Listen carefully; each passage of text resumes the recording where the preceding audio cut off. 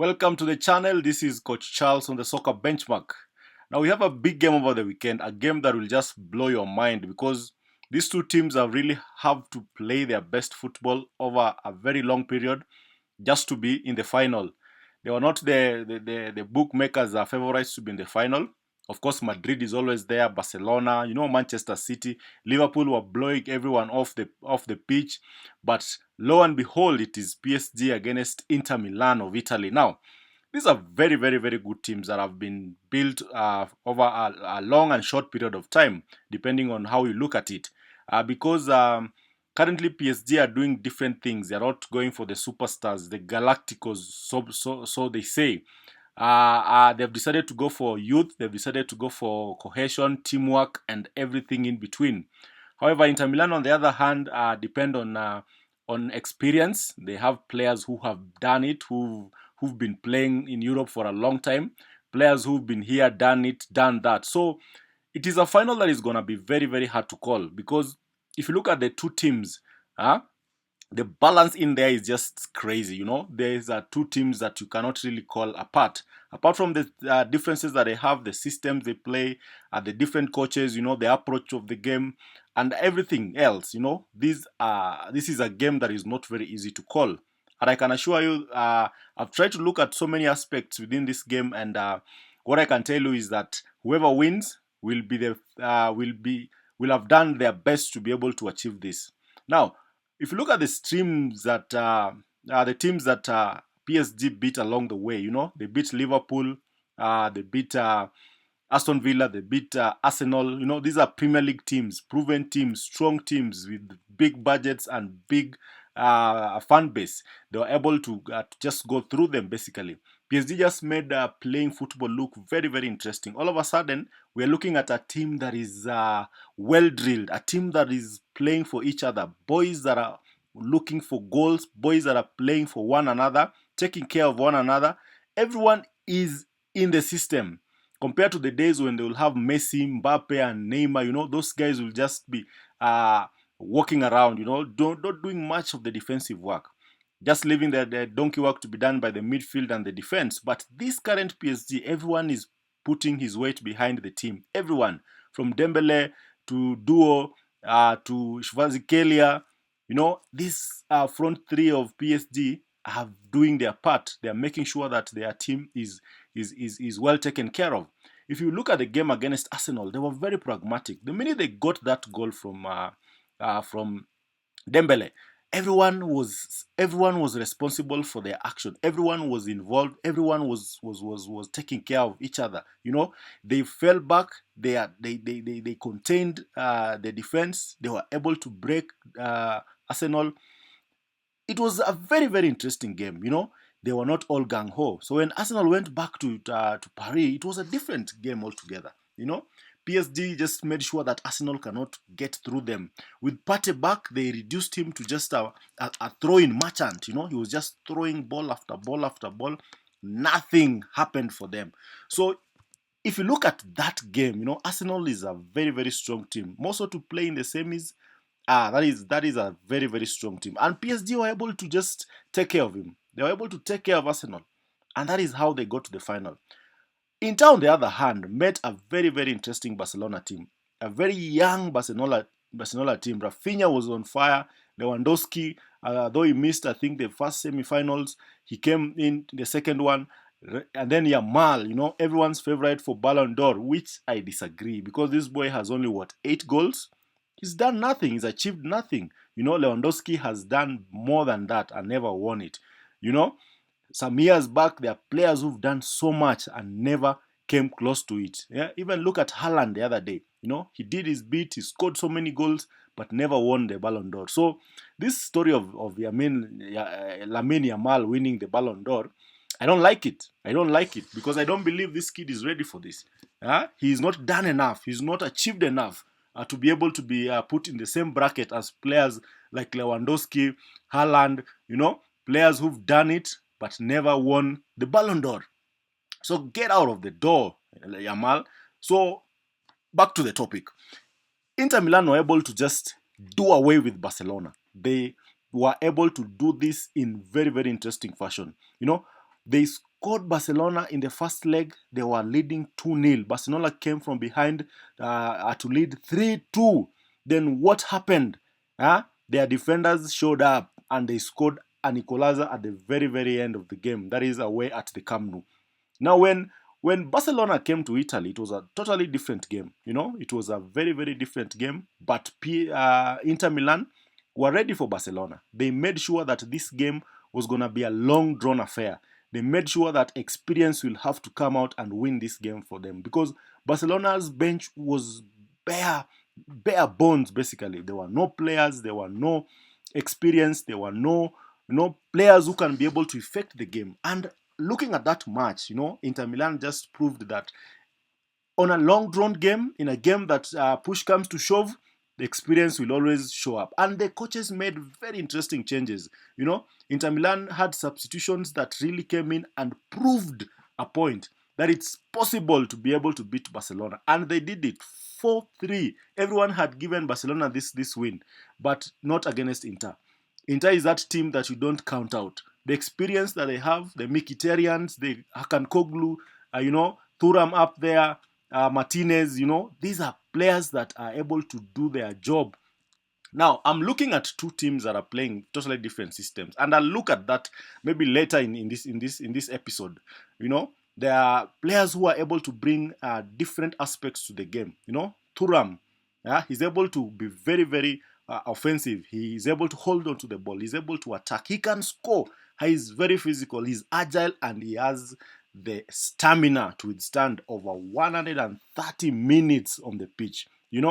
On the other hand, if you look at PSG, they have players like Hakimi, players like Mendes. Mendes was picking up crazy position, number 10 position. Hakimi on the same. Number 10, you find it at number 10 position, then you ask yourself, what the hell is he doing there? This is a number 2, this is number 3. Why are they at position 10? And that is exactly how they confused most teams in the Champions League. Because they were able to just overlap. They were able to play in, I don't know how we call that, inverted fullbacks. They were inverted where? At number 10? Seriously, that was crazy stuff that PSG team is able to do. Hakimi and Mendes, these guys just chipped in with very beautiful, important goals when the team really needed them, because they don't have an out-and-out striker. Yes, they have him on the bench in Goncalo Ramos, but he rarely plays because their false nine they are normally very effective. And when you have Kvaratskhelia, that name is crazy. This guy made sure that Arsenal does not rest. He can pick the ball, he can dribble, he can face you one-on-one, he can do so much. And their midfield were, God, those boys are good, They are able to hold on to the ball. They're able to just make sure that the game is properly managed. They are able to just give those passes. They take spaces into pockets.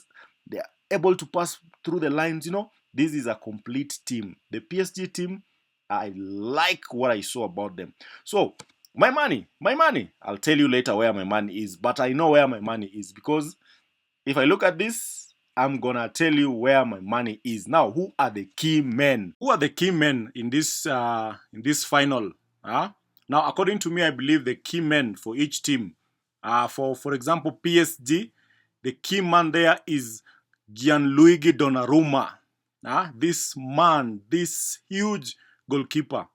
Because if Donnarumma is off form, there's nothing PSG will be able to do, because Inter will finish them. However, when Gianluigi Donnarumma is on form, this guy is unplayable. You cannot score against this guy.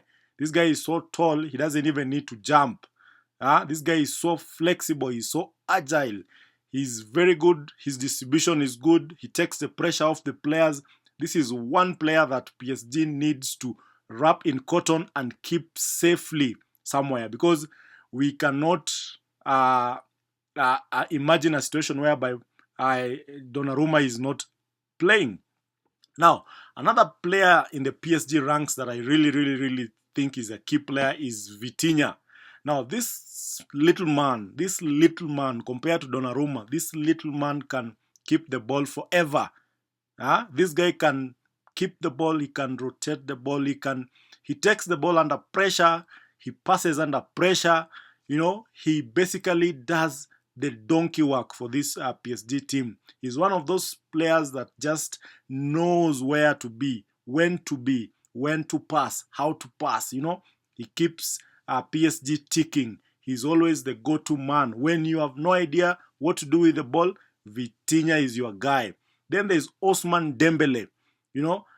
You cannot tell when he's about to shoot. Is it left or right? Both feet is ambidextrous. That is what the English people call them. A guy who can use either foot to do whatever he wants to do. So this is a Dembele guy that is crying for something. Ballon d'Or is somewhere in his grasp, because the players that he was competing with for the Ballon d'Or, they are all out of the Champions League. So it is basically Dembele's to win, Dembele's to lose. So he's another key player, and one more super, super good player for the PSG team is Hakimi, because Hakimi is so good and he has like 3 lungs. This guy doesn't get tired. He doesn't stop. He runs. Most of the time you'll find him in the number 9 position or in the number 10 position, and this guy is a fullback. He's a number 2, So Hakimi, when Hakimi is on song, Inter Milan need to worry. Now, on the other hand, Inter Milan also has very, very, very good players that they can massively depend on. And one of them is their captain, the leader of the ship, the leader of men, Lautaro Martinez. Lautaro Martinez has so many goals this season in the Champions League. I think he's the top scorer.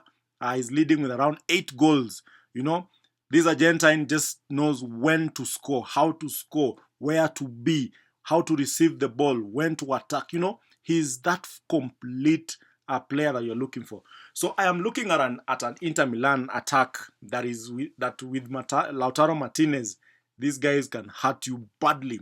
Then they have Davide Fratesi. Now Fratesi, his goal against Bayern was and Barcelona, these goals were just a beauty. They are goals that really showcase his knack for crucial contributions. He steps in and provides very, very, very, very important goals at very, very important times. So if you look at this player, mostly he may not even start. He may come in as a sub, but I can tell you he is massive for Inter Milan. Then we have Dumfries, the overlapping offensive defender. This guy overlaps. He takes care of that right wing up and down throughout the game. He's ever running, he's ever crossing, and he was scoring goals against big clubs. Against Barcelona, I think he scored 2 goals. So this is a player that PSG must really, really be careful about. And what PSG cannot do is consider penalty, because Inter Milan has one of the best penalty takers in the world. Hakan Hakoglu. That is a very difficult name, but when you give him a penalty, that is the easiest thing you can ever bet against this guy. This guy will score any day.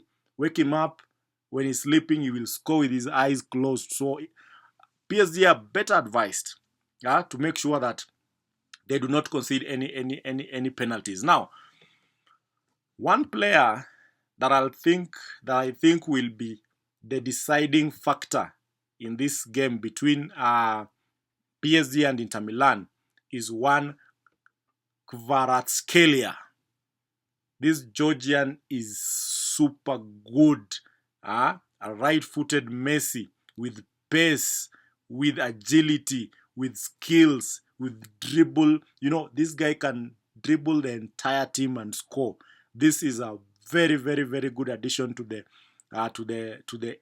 PSG team, and he was a difference even in the game between PSG and Arsenal, because he provided the assist that Dembele just stroked into the goal. He's been very massive, and as a supporting cast, I can assure you that Kvaratskhelia is equally very, very, very, very effective. So Inter Milan are better advised with their system that they play, the 3-4-2-1, or basically the the five defenders that they have. Remember, he plays on the left. He plays on the left side of the attack for PSG, and this guy can be able to exploit the spaces that will be left by Dimarco, because Dimarco likes going up front, and if uh, Kvaratskhelia gets the ball when Dimarco is missing in action, I can assure you he's in problems. Or even when he changes wings, where Dumfries goes up, there'll be problems. So who is winning this game? Now, these two teams play very different systems because PSG prefers a 4-3-3 system whereby they have Mendes and Hakimi as fullbacks, Marquinhos and Pacho 4 and 5. Then in midfield, they like playing with Ruiz, Vitinha, and Neves. Very, very, very good players. Guys who can rotate the ball, who can maintain the ball, who can keep the ball. They can press, they can pass, they can do anything with the ball. Just give these three. Then in attack, PSG will have duo Dembele and Kvaratskhelia. Now, this is a very, very fluid attack.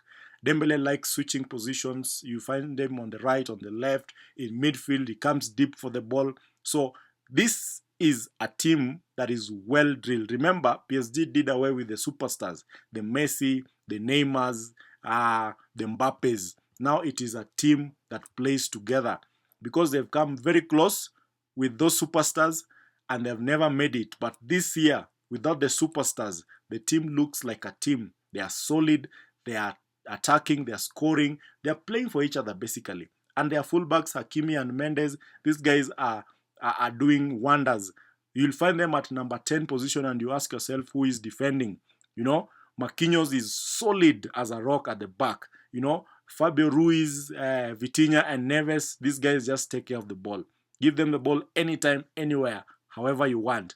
And with the overlapping prowess of Mendes and Hakimi with Kvaratskhelia and Dembele, I think this is a team that is ready to win this particular cup. Now, that is too much information for PSG. How about Inter Milan? Now, Inter Milan like playing a very, very, very, very efficient 3-5-2 kind of attack. They have 3 defenders, 5 midfielders, and 2 attackers. But these 5 midfielders, 2 of them are defenders. That is Dimarco and Dumfries. And Dumfries and Dimarco really know how to manipulate the ball. They know how to pass the ball. They cross like pinpoint crosses any day. Dimarco will give you a pinpoint cross and he's solid. He's very good on the ball. He's very good on defense. So he can basically go up and down that particular field. In Swahili we say beki wa kupanda na kushuka. He goes up and down the entire 90 minutes. Now, the defense is very solid. Bastoni, Acerbi and De Vrij, these are very, very good defenders. The Dutchman, the Italian, and the 2 Italians. I think these are very, very good defenders. And with Sommer behind, the experience that Sommer has, I think that is a very, very solid kind of defense. And Sommer knows how to take care of the ball. He knows how to take the pressure off the players. He comes for the ball. He's very brave. He's very experienced. And the game against Barcelona, basically, he ensured that Inter Milan went through because the number of saves that he had, those were unbelievable saves. Saves that on a different day, any keeper will concede. But Sommer was the man of the game. Now, in midfield, they have Mkhitaryan, Calhanoglu, and Barella. Now, these are the midfielders that Inter use. Now, they may not compare to Vitinha, Ruiz, and Neves, but they are effective in their own way. They make sure that the game is played at a tempo that works for them. They know how to push up. They know how to slow down the game. They know how to increase the pace of the game. So basically, they ensure that the team plays according to when they are ready to move the ball. Now, somebody like Mkhitaryan is a player that was in Manchester United. He was in Arsenal. Then he went to Inter Milan. And people thought he's done. But this Armenian is one of those players that never says die. He's ready for the game. He's a player that also knows how to manipulate the ball, and he can hurt you if you give him space. But the youth of PSG, I think will be crazy, will be totally crazy for these guys, because PSG has a host of very, very, very young players, players who can be able to do so much. And the team is ready. This both teams are ready for this particular game, because I believe Inter Milan will not be coming here just to waste space. Now, Luis Enrique is one of those very, very astute coaches. He's able to read the game. He's able to make changes the right time and infect the game. So he's done multiple substitutions over this particular course of the Champions League, and these substitutions have been working wonders for them. So against a team like Inter Milan, I think Luis Enrique knows that he has to make sure that the team wins this particular cup. I think he won this thing with Barcelona 10 years ago. That is the last time Luis Enrique won the Champions League. 10 years later, he lost his a few of his loved ones, but he's ready. He's back, and he's doing very, very good things. The team is playing. The team is playing like a unit. Everyone is playing for each other, and you can see that clearly.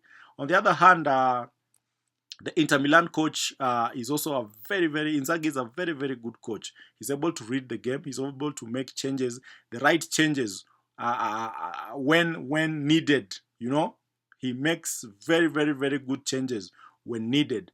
So we are looking at a team that is going to be very, very difficult to beat. Now, who are the supporting cast for Inter Milan? Who are these players that they bring to effect the game when now everyone's else's legs, big squad? Barcola, that is one of them. This is a player that is very, very effective up front. He's able to attack. He's able to do so much.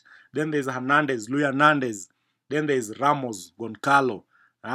This is a very good attacker, number 9, that plays for Portugal. You know, he's a player that is very, very, very good. They have Lee Kang-in, they have Mayulu, they have Mbaye, they have Safanov, goalkeeper, that is. They have Tape, Tenas, and Zaire Emery, Beraldo. Those are all very, very, very, very good players that PSG can bring into that game to be able to just close out the game. Now, what is the difference between these two teams? Now, the two teams differ in so many ways. PSG, on the other hand, has youth to call upon. Vitinha, in midfield, Ramos. They have very, very young players that they can bring in. Zaire Duo, Bacola, you know. These are very, very young players. Vascalia are very, very young players.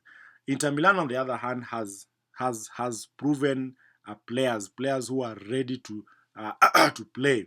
You know, their captain is a very, very, very, very experienced player who is able to effect the game in many, many ways. Martinez is very experienced. Thuram, I think, is 25, 26 years old. Dimarco is also not very young. Mkhitaryan, Kalhoglu, those are players who have been around for a while. Sommer is experience personified, you know. So it is going to be youth against experience. It's going to be 3-5-2 against 4-3-3. It's going to be Dembele against Martinez. It's going to be Martinez against Marquinhos. It's going to be Hakimi against Ashebi, you know.